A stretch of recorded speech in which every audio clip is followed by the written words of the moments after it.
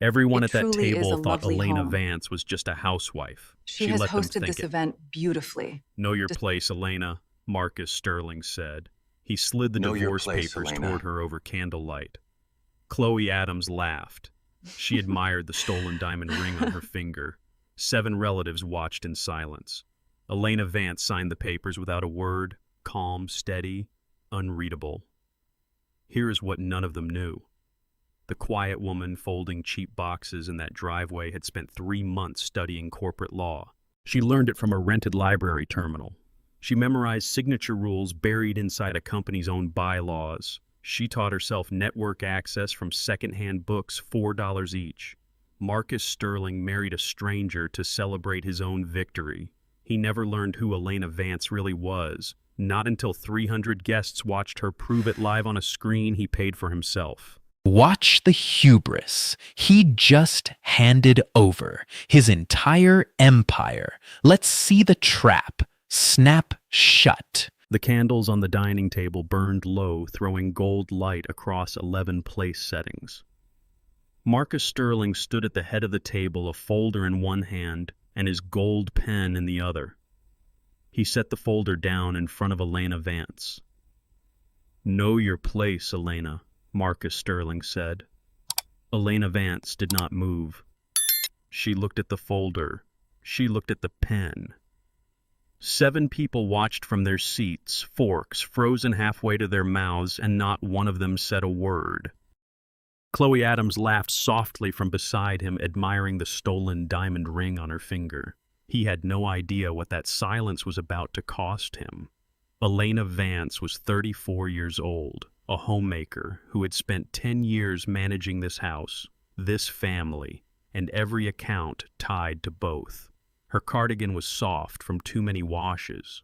Her hands were steady on the white tablecloth, folded patient still. Marcus Sterling was 41 chief executive of Sterling Holdings, and he had chosen tonight their 10th anniversary to end it. He wore a charcoal suit with a gold pocket square. His watch caught the candlelight every time he moved his wrist. He tapped the folder twice with the pen, a small habit, a tell she had watched him repeat for a decade. 10 years, he said. "I think that's generous, considering what he did not say. He never did." Valerie Sterling, his mother, sat at the far end of the table with her designer handbag propped beside her plate. She smiled the way she always smiled at Elena Vance, thin, condescending, already victorious. "She's taking this remarkably well," Valerie Sterling said to no one in particular. The room smelled of roasted rosemary and melted wax. Somewhere in the kitchen, a pot lid rattled, then went quiet.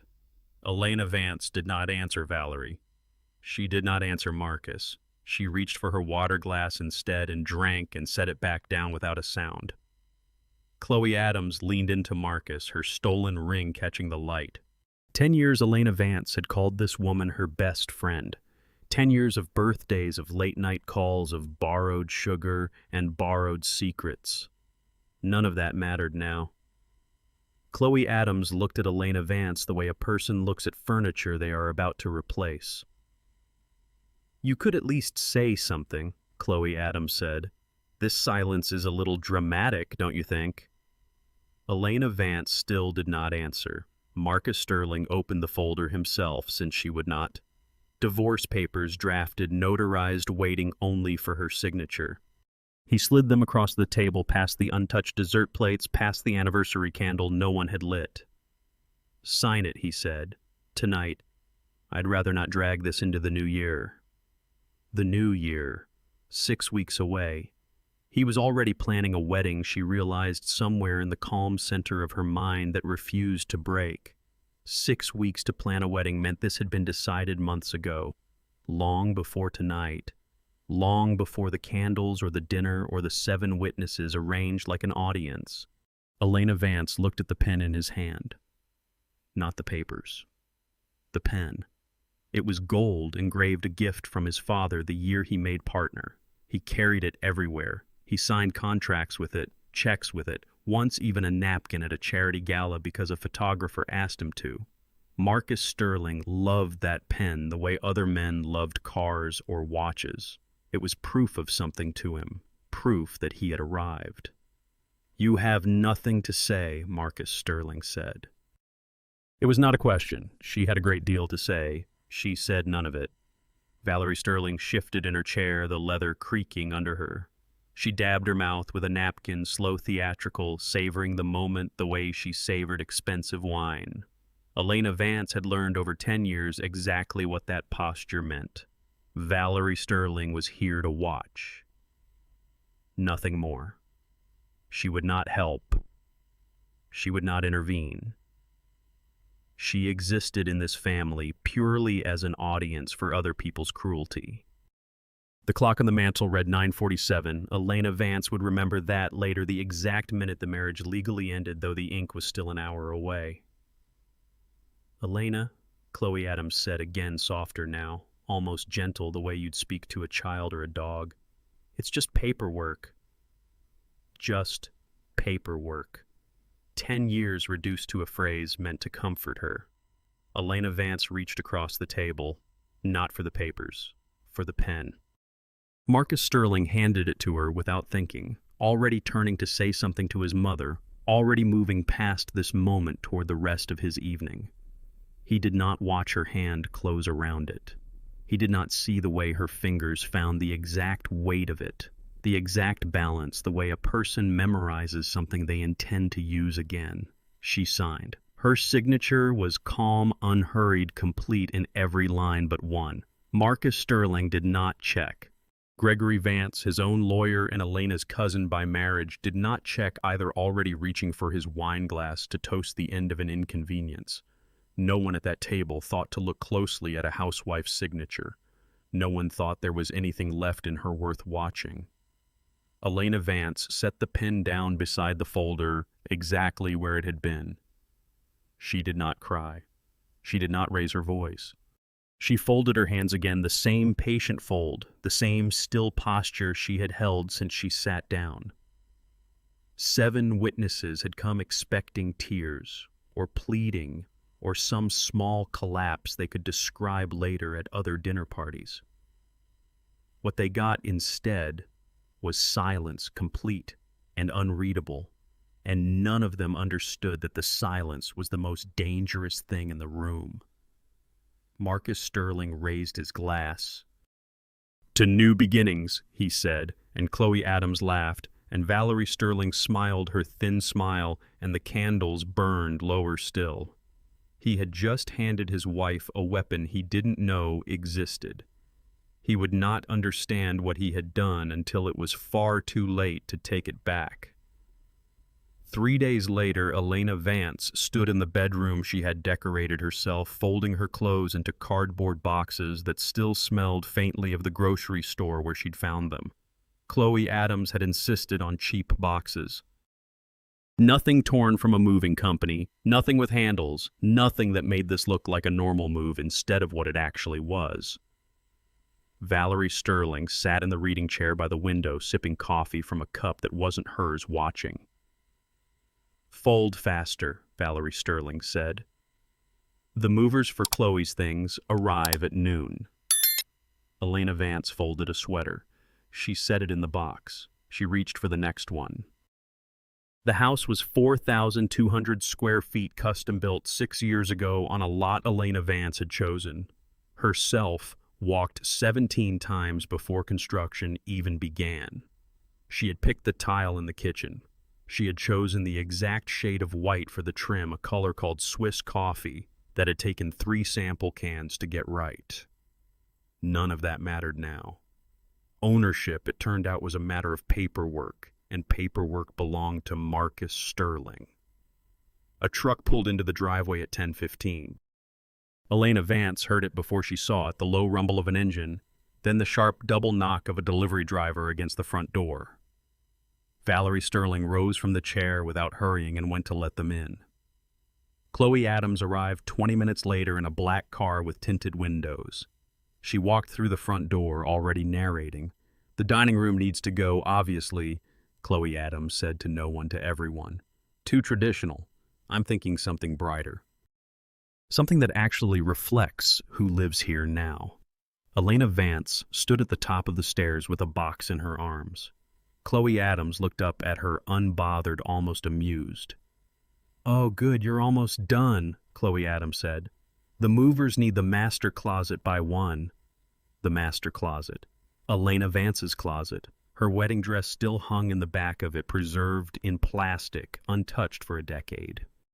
She had not thought about the dress until this exact second, and now it was all she could think about, the plastic crinkling faintly every time the air conditioner kicked on. She carried her boxes down one at a time. 6 trips, each one past Chloe Adams directing furniture placement in the living room, past Valerie Sterling supervising with her coffee, past the life she had built now being unbuilt in real time. On the 5th trip, Chloe Adams stopped her at the bottom of the stairs.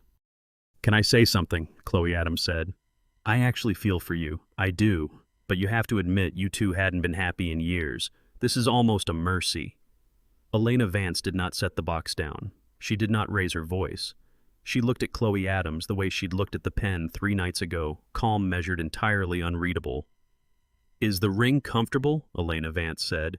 "You keep touching it." Chloe Adams stopped touching it. For a moment something flickered behind her eyes, uncertainty maybe, or the faintest edge of doubt gone before it could become anything real. "You're being weird," Chloe Adams said, and walked away. By noon, the movers had emptied the last of the closet.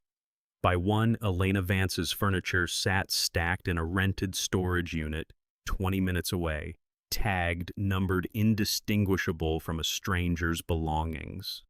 By 2, Chloe Adams's decorator had already taped swatches to the dining room wall, soft blush pink.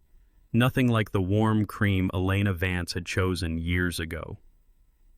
Valerie Sterling walked Elena Vance to the door herself. It felt less like courtesy and more like supervision, a final check to make sure nothing was taken that shouldn't be. "You'll want to check the garage," Valerie Sterling said. "Marcus wants his golf clubs left. Everything else in there is yours, I believe, what little of it there is." Elena Vance checked the garage, her bicycle, a box of her father's old tools, the only thing she had left of him, a folding table she'd used for holiday baking. She loaded them into her car, a used sedan with 61,000 miles on it and a check engine light that had been on for 3 weeks. Valerie Sterling stood in the doorway as Elena Vance pulled out of the driveway, arms crossed, watching until the car turned the corner and disappeared, not out of concern.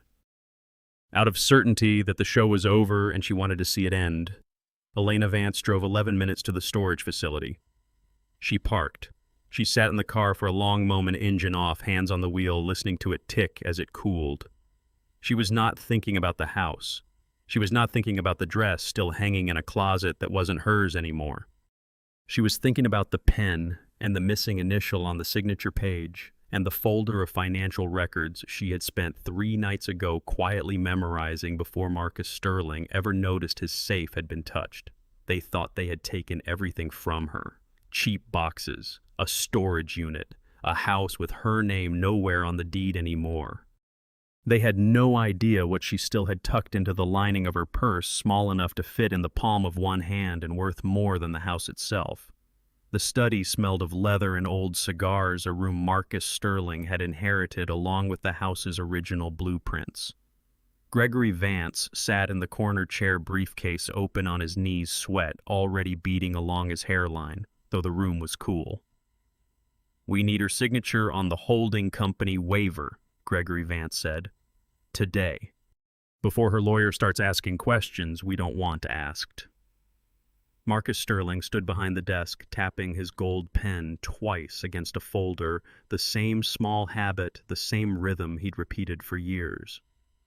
Elena Vance sat across from him in a chair that had been angled slightly lower than his, a detail she noticed and said nothing about. "You understand what this is," Marcus Sterling said. "A formality, nothing more." Elena Vance looked at the document. 6 pages dense with clauses, the kind of language built to be skimmed and never questioned. "I'd like to read it," Elena Vance said. Marcus Sterling laughed short, dismissive, the laugh of a man who had never once imagined the woman across from him capable of understanding what was in front of her. "You can read it," he said. "It won't change anything. It's standard. Every divorce has one of these." Gregory Vance shifted in his chair. "It's fairly technical," he said. "Asset waivers holding structures, nothing that affects your day-to-day. We just need the signature." Elena Vance read it anyway, slowly, line by line. Marcus Sterling checked his watch twice, then a third time, then set the gold pen down on the desk with a small, deliberate click meant to hurry her along. "Elena," he said, "it's paperwork. You've never once cared about the company. Don't start now." She had cared once. She had sat in on early board meetings back when Sterling Holdings was 3 people in a rented office, and Marcus still asked her opinion before he stopped needing to. She said none of that. She turned to the 5th page instead. "This transfers my interest in the holding company," Elena Vance said. "Entirely." "Yes," Marcus Sterling said. "That's the point of a waiver, Elena." "And this clause here," she said, tapping the page, "about offshore subsidiaries. What does Sterling Cayman Holdings do exactly?" The room went still for a moment. Gregory Vance's eyes flicked toward Marcus Sterling, quick questioning. Marcus Sterling waved a hand, unbothered, already certain of his own untouchability. "Tax structuring," Marcus Sterling said. "Standard practice. Every company our size has offshore accounts. You wouldn't understand the mechanics, but trust me, it's all legal." He said it the way he said everything, certain, bored, eager to move past the question and back to the signature. He had no idea he had just answered something that would matter far more than he thought. "I'd like to use your pen," Elena Vance said. Marcus Sterling blinked, then smiled, the first genuine amusement he'd shown all afternoon. He slid the gold pen across the desk toward her. "Sentimental now," he said. "Fine, use it." Elena Vance picked it up. It was heavier than she remembered, cold at first, warming quickly in her hand. She signed the first page, the second, the third. Gregory Vance watched with the mild boredom of a man who had done this 100 times and expected nothing different this time. On the 6th page, at the line requiring her full legal signature, Elena Vance wrote her name. She left off her middle initial. A small thing. The kind of thing a distracted, grieving woman might do by accident. No one in the room checked. She capped the pen. She held it a moment longer than necessary, turning it once between her fingers, feeling the engraving under her thumb before setting it back down exactly where it had been. "There," Marcus Sterling said. "Was that so hard?" Elena Vance did not answer. She stood, smoothed her skirt, and reached for the folder Gregory Vance had left open on the side table, the one containing Marcus Sterling's quarterly filings, the one he had walked away from twice already to take a phone call in the hallway. She lifted the top page as though to straighten it. Beneath it, half tucked into an open drawer of the desk safe, Marcus Sterling had forgotten to relock. That morning sat a small red flash drive. Her fingers closed around it in the same motion as closing the folder. "You'll have the fully executed copies by Friday," Gregory Vance said, snapping his briefcase shut, entirely unaware. Elena Vance nodded. She said thank you, quiet, polite, the same voice she'd used for 10 years in this house. She walked out of the study without looking back at either man down the hallway, past the portrait of Marcus Sterling's father that had always made her uneasy, and out through the front door into the cold afternoon air. In the car, she sat for a long moment before starting the engine. She opened her palm. The red drive sat small and light against her skin, barely the size of her thumb, warm now from her own pocket. Marcus Sterling believed he had just secured his empire with one careless afternoon and one careless answer about a company in the Cayman Islands. He believed the woman he had humiliated 3 nights ago was too broken, too quiet, too far beneath him to be anything but harmless. He had just handed her the one thing that would end him. He would not understand for months yet exactly what he had lost the moment he set that gold pen down in front of her.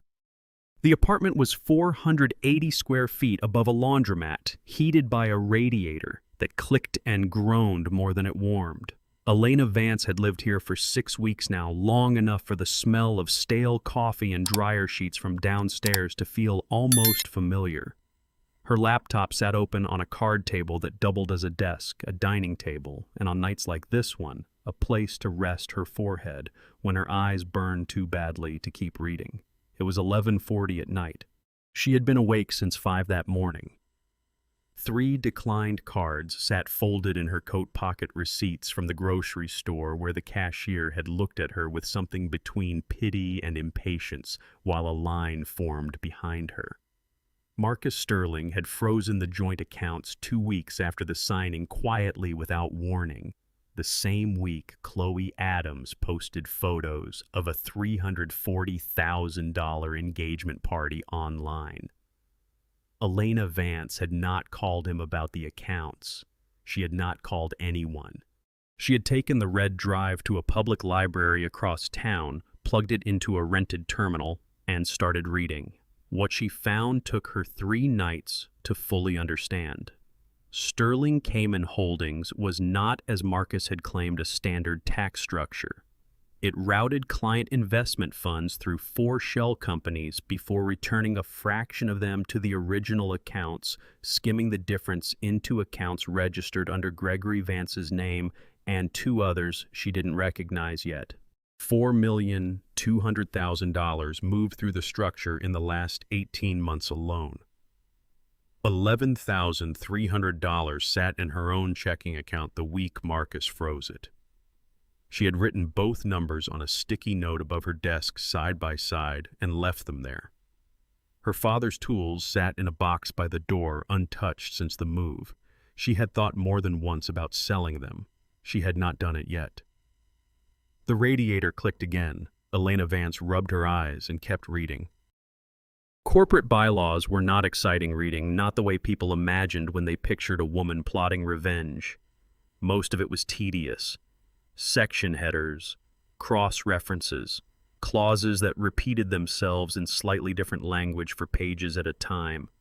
But buried in Section 14, subsection C, was a single sentence about signature requirements for asset transfer waivers involving joint holding entities. Full legal name required.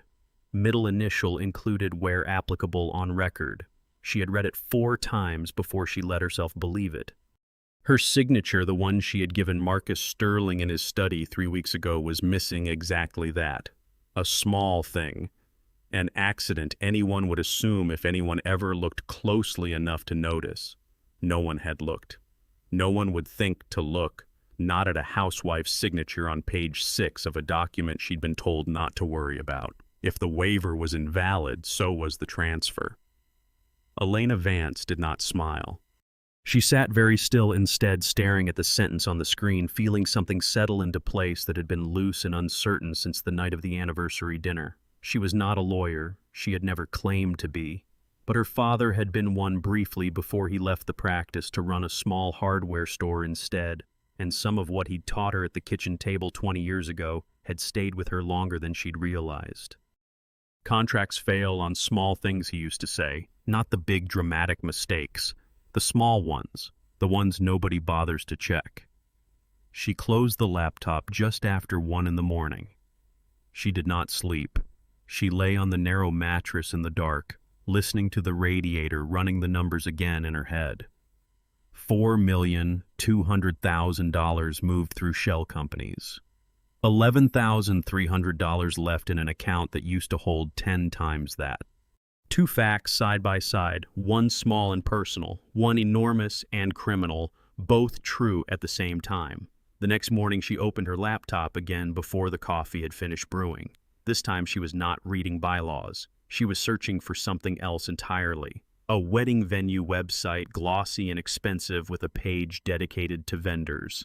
Catering, florals, audio-visual services contracted through a company called Prime Stage Media. Elena Vance had heard the venue's name before mentioned once by Chloe Adams in a phone call Elena had overheard weeks ago back when she still lived in that house and still had reason to answer the phone. The wedding was in 9 weeks. Elena Vance looked at the vendor page for a long time. Then she opened a new browser tab and began carefully, patiently to search for the public IP range of the venue's guest network. She had spent 6 weeks learning what Marcus Sterling had stolen. She was about to spend the next 9 learning exactly how to take it back in front of everyone he had ever wanted to impress.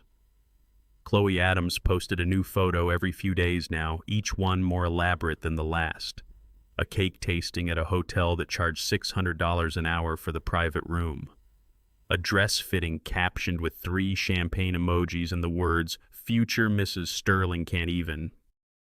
A close-up of the invitation's cream cardstock with gold foil lettering 340 of them mailed to guests across 3 states. Elena Vance saw all of it. She had not blocked either of them, not Chloe, not Marcus. She wanted to see. Diane Chen, 29, the venue's lead audiovisual technician, had no idea any of this concerned her. She spent her Tuesday afternoon in the control booth above the ballroom troubleshooting a firmware update that kept timing out on the master display server. It was the 3rd time in 2 weeks the network had hiccuped without explanation, dropping connections for a few seconds before reconnecting on its own. "Probably just the guest Wi-Fi bleeding into the event network again," Diane Chen said to no one typing a note into the maintenance log. "3rd time this month." It was not the guest Wi-Fi.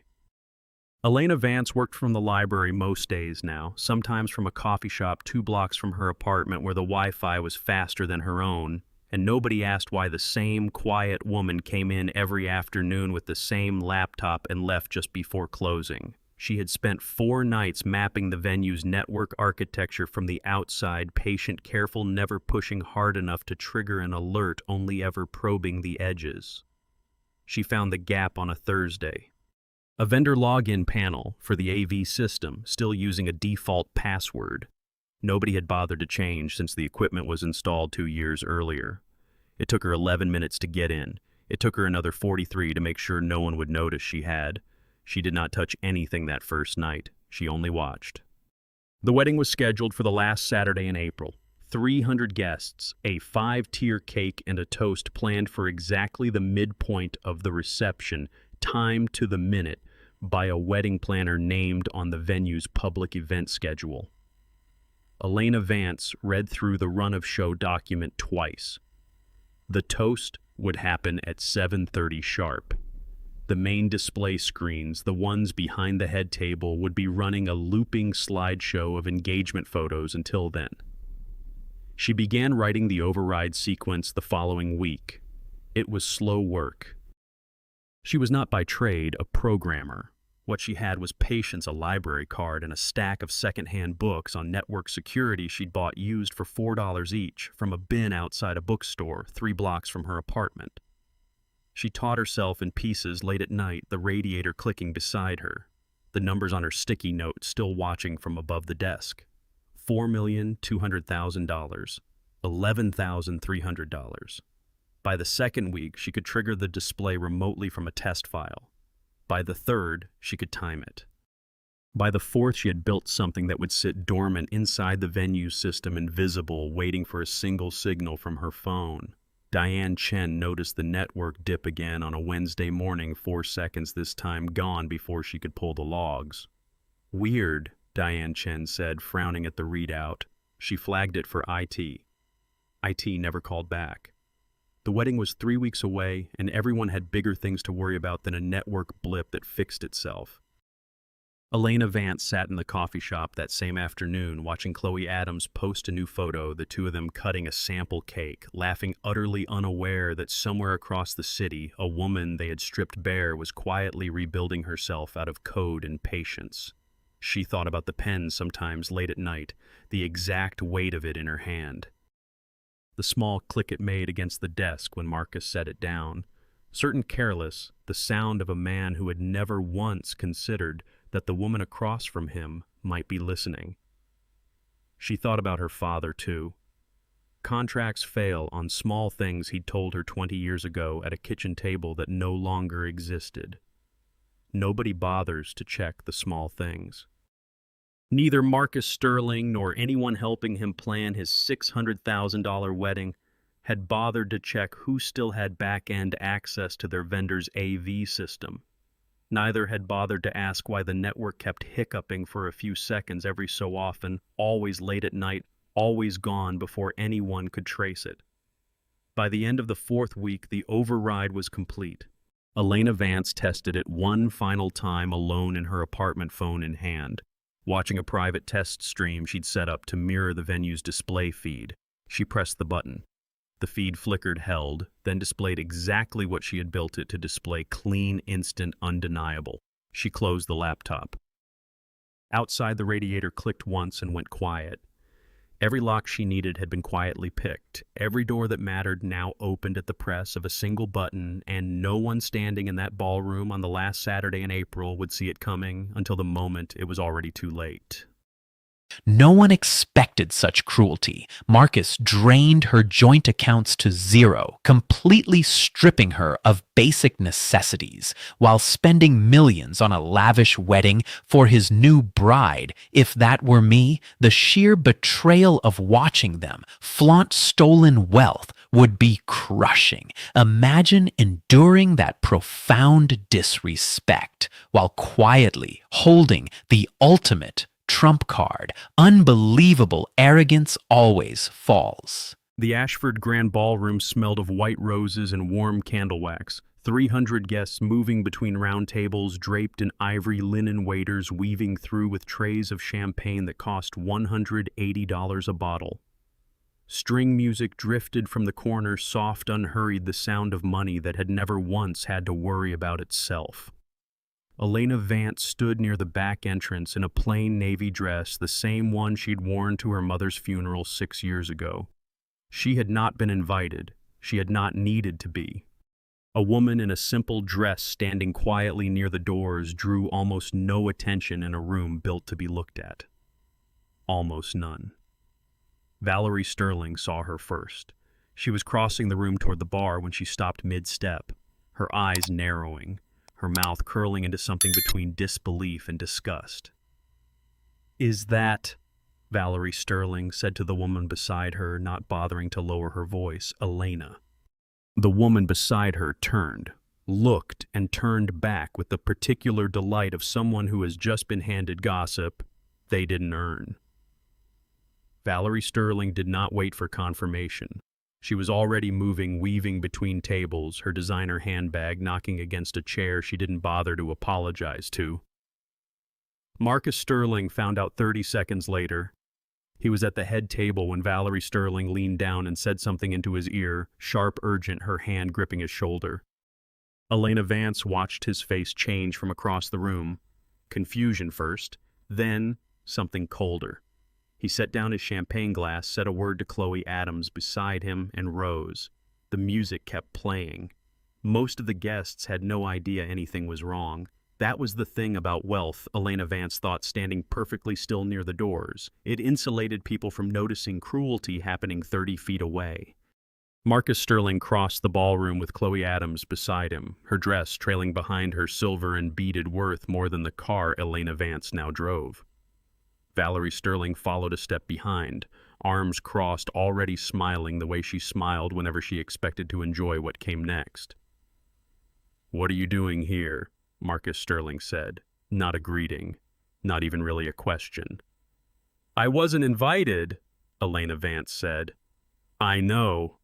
"Then leave," Chloe Adams said, her voice pitched just loud enough to draw a few nearby heads. "Before this gets embarrassing." Elena Vance did not leave. She stood exactly where she was, hands folded in front of her, the same posture she'd held 3 nights ago at a dinner table with candles burning low. Marcus Sterling stepped closer, close enough that she could smell his cologne, expensive, sharp, the same scent he'd worn for a decade. "You need to understand something," Marcus Sterling said, quiet now, dangerous in the way certain men got quiet. "This is my night, mine and Chloe's. You do not get to ruin it. I'm not trying to ruin anything. Elena Vance said. Valerie Sterling let out a short, sharp laugh. Then why come at all? What is there left for you here exactly? Elena Vance did not answer that. A waiter passed nearby carrying a tray of empty glasses, and she watched him go unhurried patient before turning back to the three people now surrounding her in a loose half-circle. Marcus Sterling on one side, Chloe Adams on the other. Valerie Sterling, just behind arms still crossed, watching the way she always watched, close enough to enjoy it, far enough to stay clean. A few guests had noticed now, heads turned. A woman near the closest table leaned toward her companion and whispered something behind a raised hand. Elena Vance felt the eyes on her, dozens of them, and did not flinch. You should have stayed away, Marcus Sterling said, for your own sake. I heard you were getting married, Elena Vance said. I wanted to see it. Something flickered across his face, brief, unreadable, gone before it could become anything. He glanced at Chloe Adams, then back at Elena, and for the first time in 10 years, Elena Vance saw something in his eyes that almost looked like uncertainty. It did not last. Fine, Marcus Sterling said, straightening his jacket, his composure sliding back into place like a mask returning to a familiar face. Stay in the back. Don't speak to anyone. Don't touch anything. And, Elena, if you make a single scene tonight, I will have security remove you myself. Chloe Adams smiled, satisfied, already turning to walk back toward the head table. Valerie Sterling lingered a moment longer, close enough to Elena Vance that only she could hear it. You always did know your place, Valerie Sterling said. I'll give you that. They walked away together, the three of them back toward the head table, back toward the champagne and the string music, and the 300 guests who had already returned their attention to their own conversations. The small disturbance forgotten as quickly as it had begun. Elena Vance remained near the back doors, exactly where she had started, surrounded now by nothing but distance and noise. She reached into the small clutch bag at her side and felt beneath a folded napkin the flat outline of her phone. 7:24. 6 minutes until the toast. They had circled her like something already caught, already beaten, entirely certain the trap they thought they were closing had already sprung. None of them had noticed the one thing that mattered most, standing quietly in her hand, 6 minutes from a signal they would never see coming.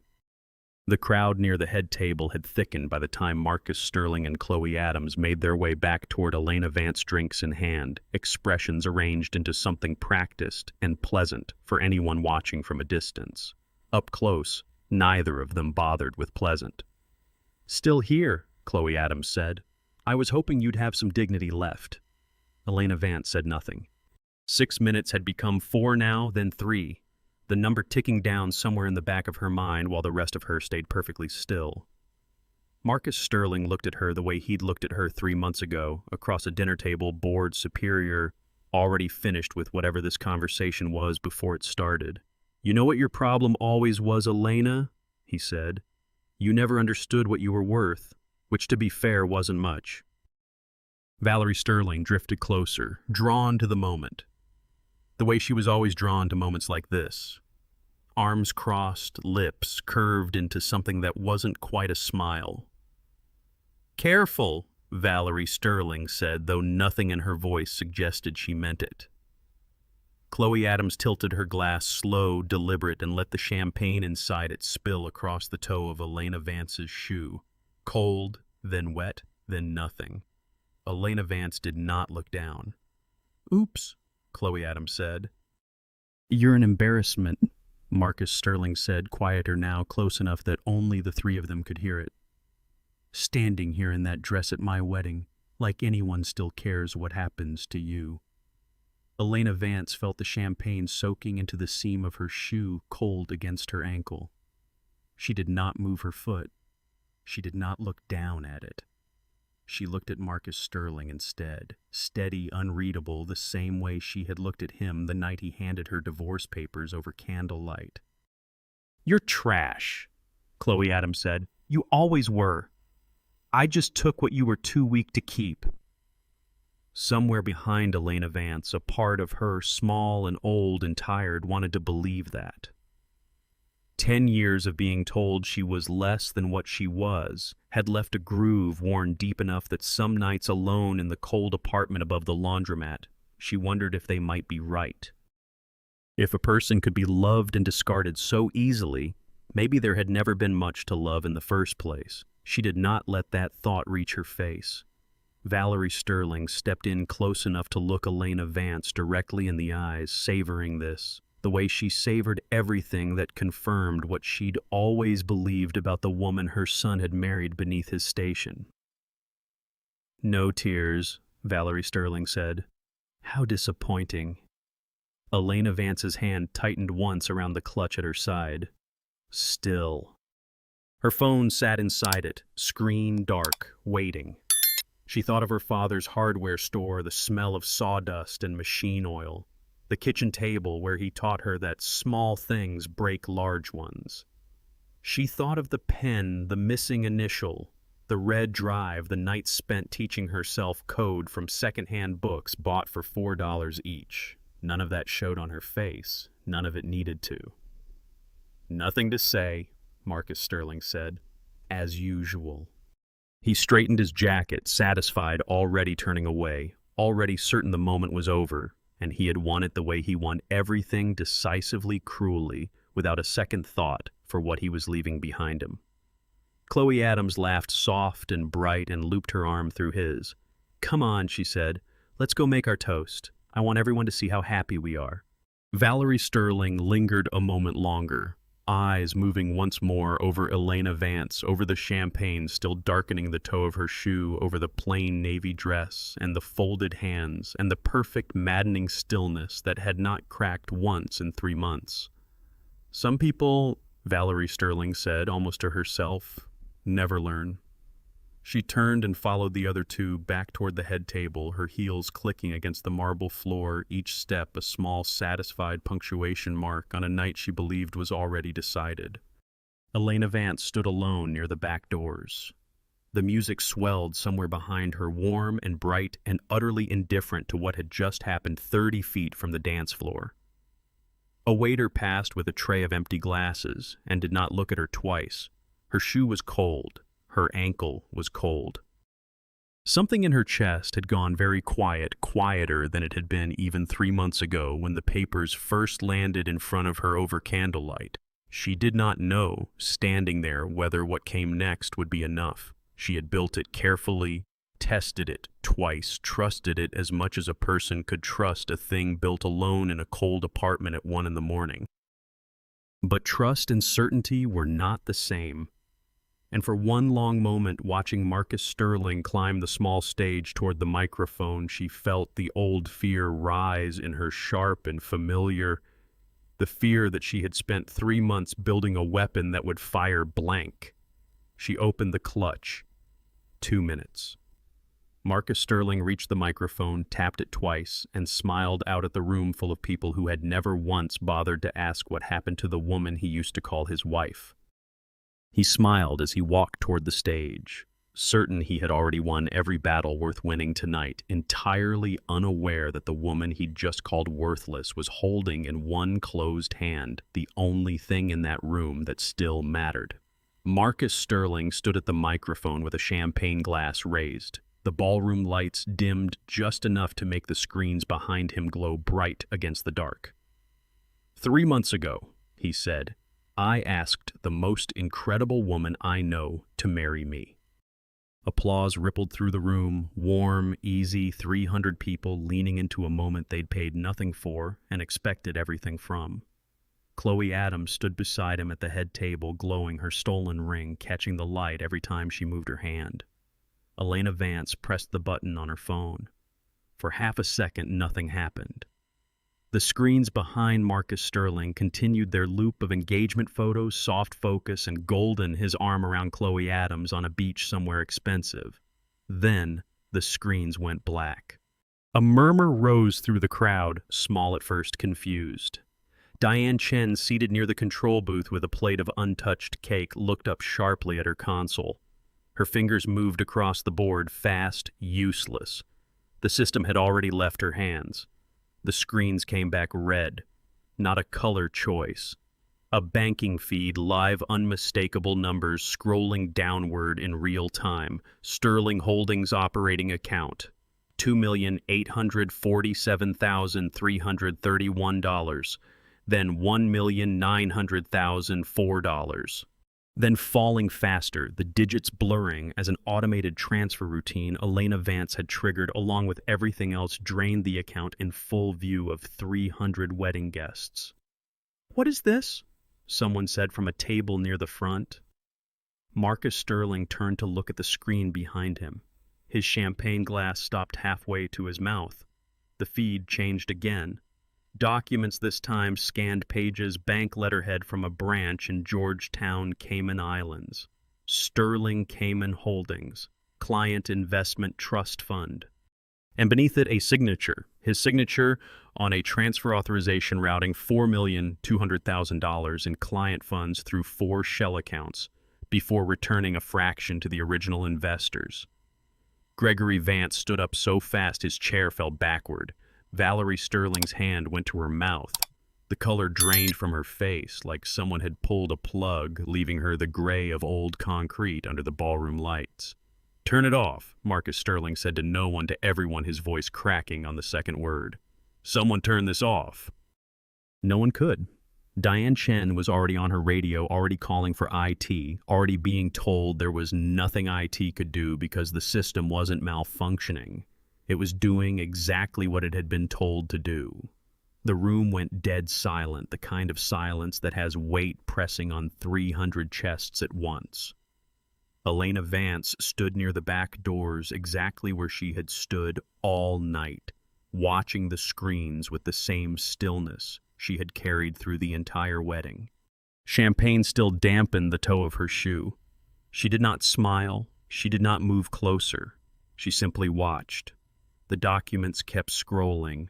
Investor statements, falsified quarterly reports, a memo dated 14 months ago outlining the shell structure in Marcus Sterling's own words, forwarded to Gregory Vance with a subject line that read, in full view of every guest now reading it off the wall behind the head table, "Keep this off the books. Don't let the board see the real numbers."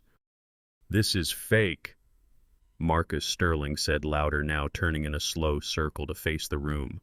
"This is manipulated. Someone did this." Nobody answered him.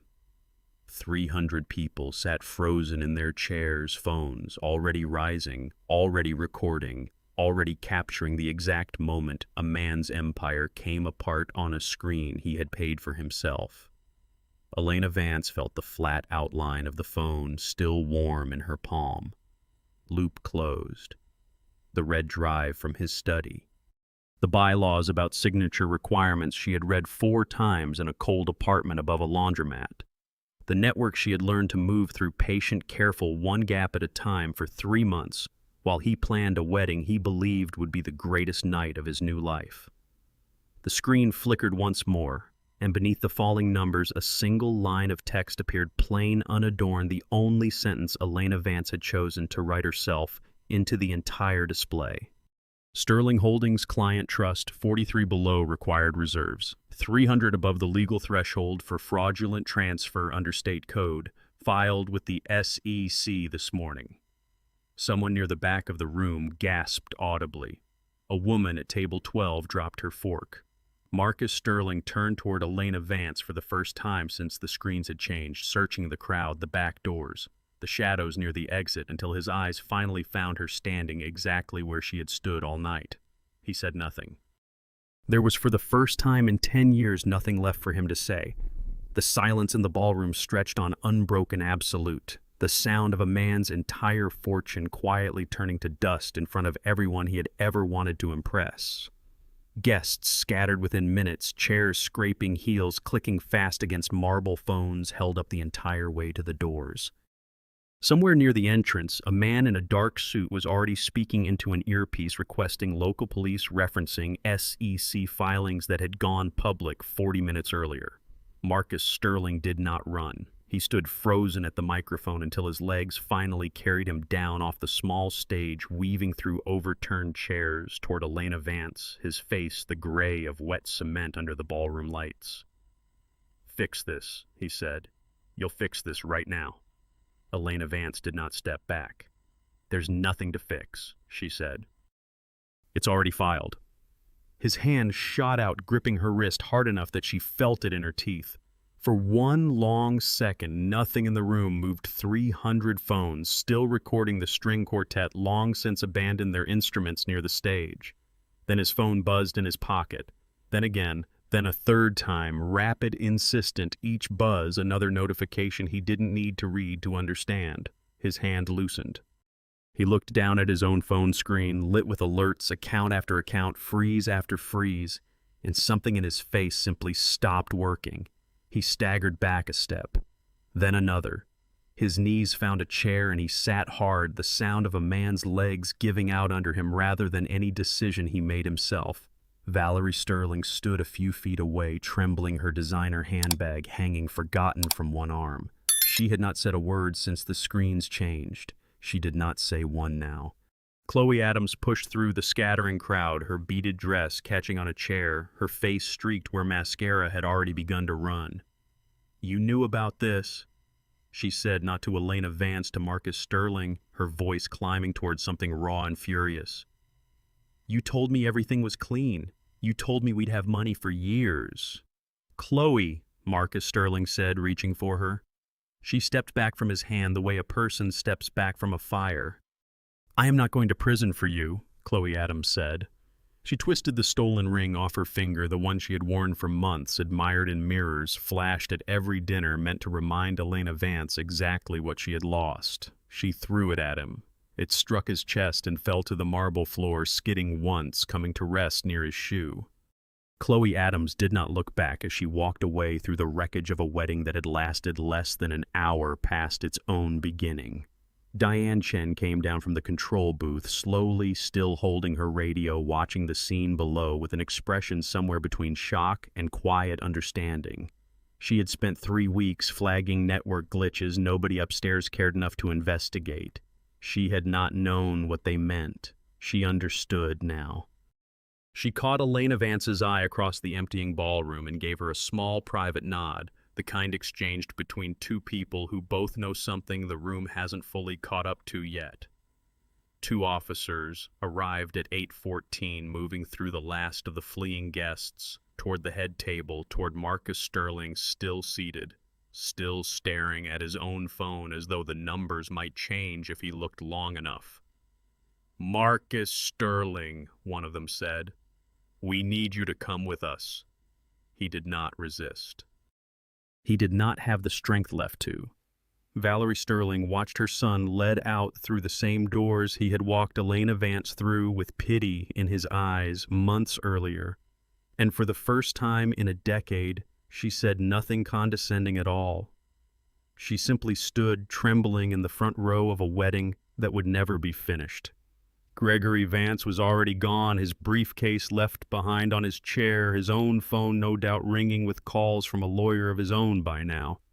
Elena Vance walked to the small table near the stage where the wedding gifts sat, stacked untouched, wrapped in silver paper that no one would ever open. She did not take anything from it. She reached instead into her clutch and drew out the one object she had carried with her, all-night small gold engraved warm now, from being held so long against her palm, Marcus Sterling's pen. She had kept it since the night in his study 3 months ago, tucked it away with the same quiet patience she had used for everything else, and now she set it down gently on the gift table in plain view beside the wreckage of the life he had built on other people's money. A federal investigator would later confirm what the signature omission had already made true in the eyes of the law. The holding company, the house, the accounts, all of it reverted to Elena Vance cleanly, legally, the missing initial, standing as proof she had never fully signed away anything at all. She walked out through the same back doors she had entered 8 hours earlier, past abandoned place settings and toppled chairs, past a single wilting rose someone had dropped on their way out. The night air outside was cold and clean. She did not look back at the ballroom behind her. Marcus Sterling had once told her over candlelight to know her place. She had spent 3 months learning exactly what her place was, and it was not the one he had chosen for her. Can absolute betrayal ever truly be forgiven? The events depicted are dramatic interpretations designed to explore the consequences of unchecked arrogance. Our community's dedication to exposing corrupt systems makes these stories resonate deeply. Watching Elena patiently map out his ruin gave me absolute chills. Which moment of Marcus's downfall felt the most satisfying to you? Subscribe to the channel so you never miss another story of absolute, uncompromising justice.